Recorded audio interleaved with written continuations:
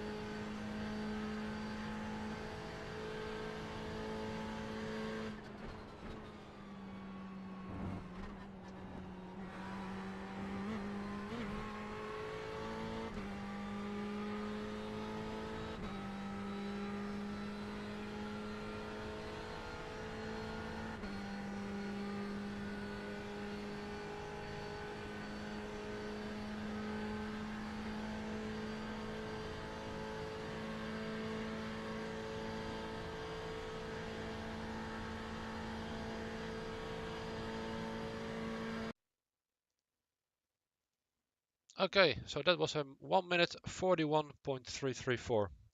Starting off then in the list of available data packs on the VRS website, we will be selecting the IMSA data pack for the Ferrari GTE and then select week 11. Now this will load up the session details uh, in which you can download the setup, the replay and the lap files for comparison in the sim. Now we go to Learn Track.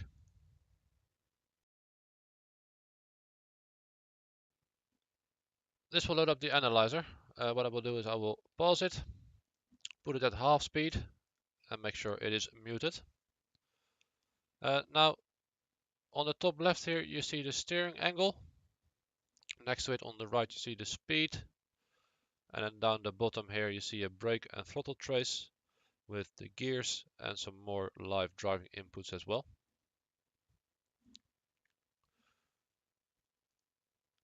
Now approaching turn 1.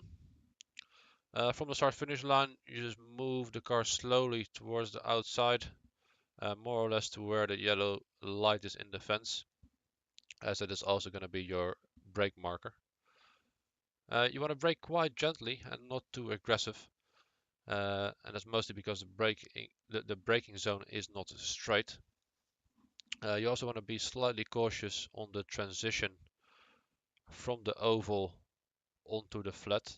Now it isn't much, but it can be just enough to unsettle the car. Further, you want to basically straighten out the braking as much as possible.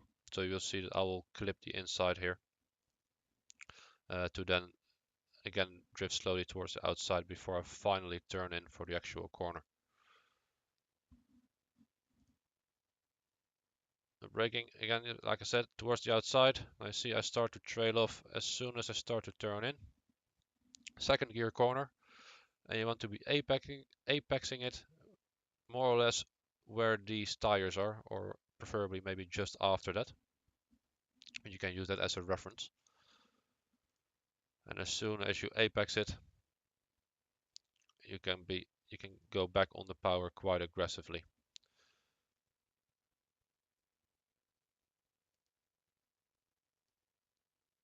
Now you can keep it all flat through the turn 2 S's here, just using all of the curb And then right after the pit wall ends, you can open up the track and go back to the left hand side.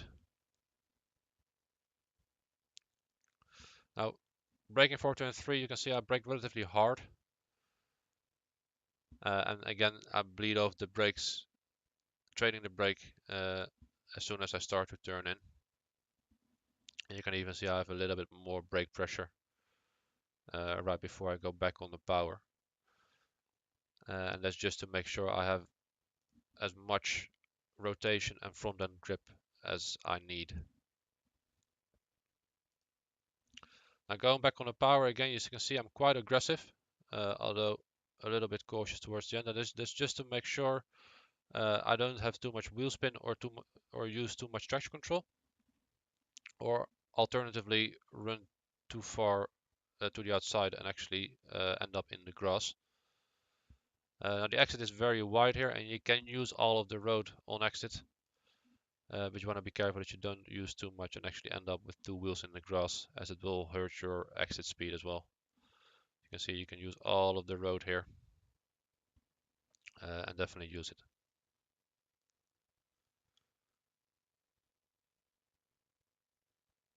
Now the next corner is all flat. Just make sure you're as far on the outside as possible.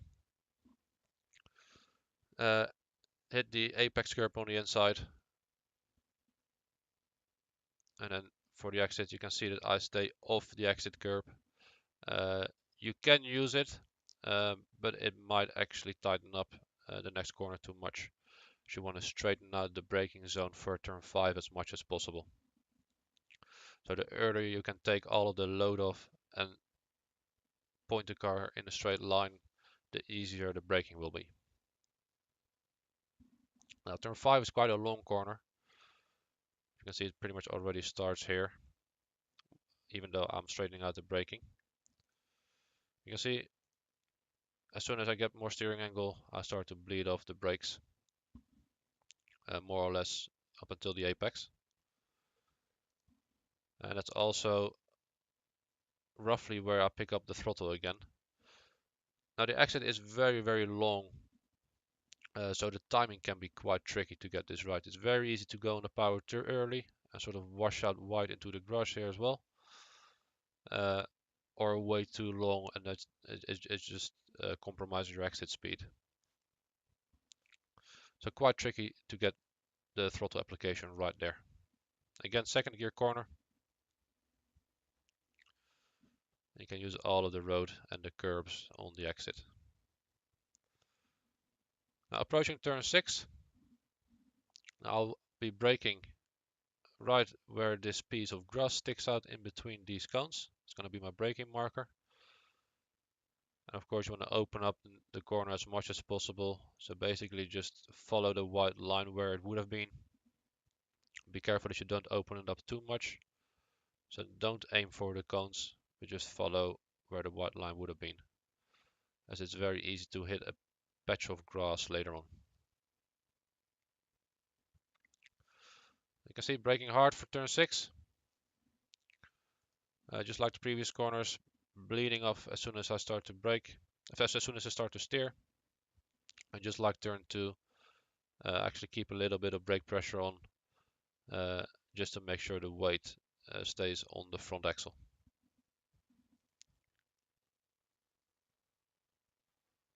The apex is quite early.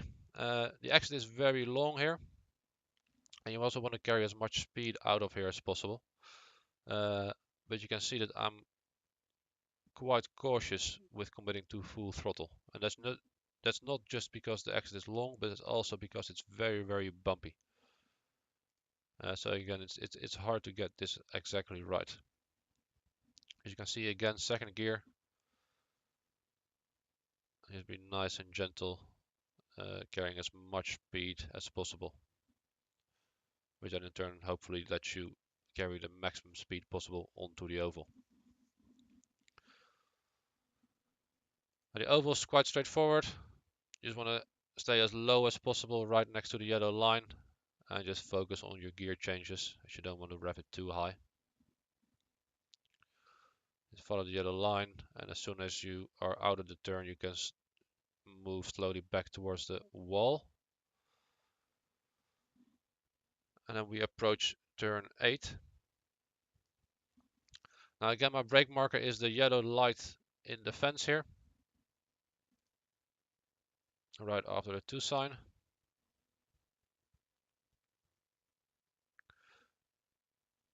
I'm going to brake, well, right before that, as you can see.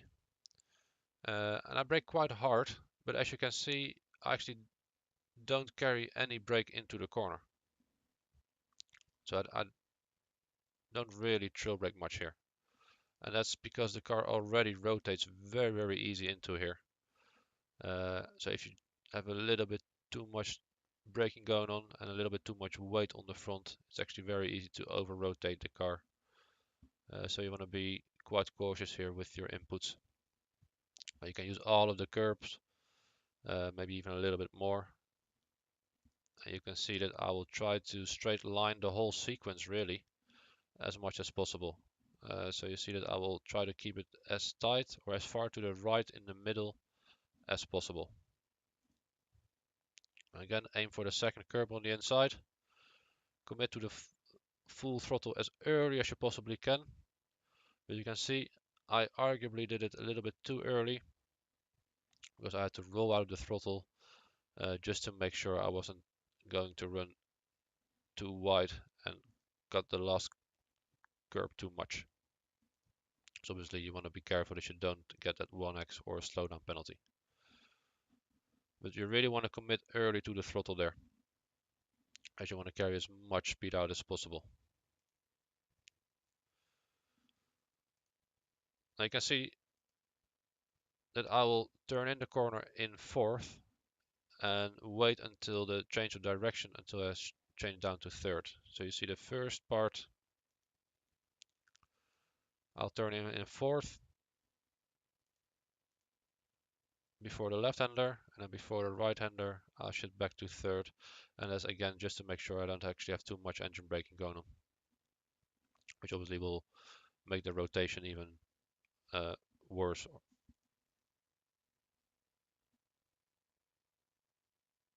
Again, like I said, carry as much speed out as possible, and then we are back on the oval again. And this is the same as the previous turn. Just keep it nice and tight next to the yellow line, and basically you want to hug the line all the way into the start finish line. So you don't drift up to the wall as you do before the bus stop, but you just follow the line all the way to the start finish. You can find all setups, replays and telemetry for your own use and analysis on virtualracingschool.com, where you can also book coaching sessions including group classes and one-on-one sessions. Good luck and thanks for watching.